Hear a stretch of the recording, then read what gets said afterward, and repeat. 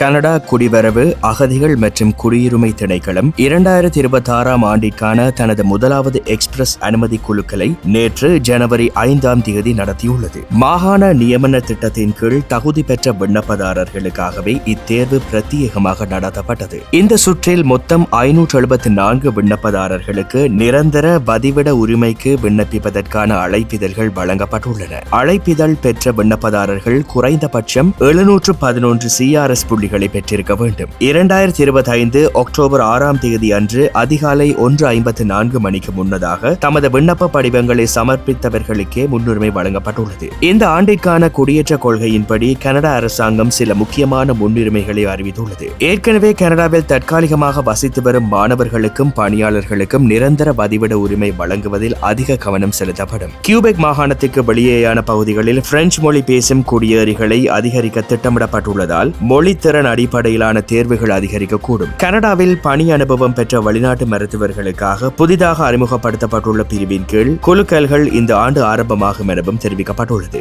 மாகாண நியமனம் பெற்ற விண்ணப்பதாரர்களுக்கு மேலதிகமாக 600 புள்ளிகள் வழங்கப்படுவதால் இவ்வகையான குலுக்கல்களில் வெட்டு புள்ளிகள் பொதுவாக அதிகமாக காணப்படுகின்றன. அழைப்பிதழ் பெற்றவர்கள் அடுத்த 60 நாட்களுக்குள் தமது முழுமையான விண்ணப்பங்களை சமர்ப்பிக்க வேண்டும் எனவும் தெரிவிக்கப்பட்டுள்ளமை குறிப்பிடத்தக்கது.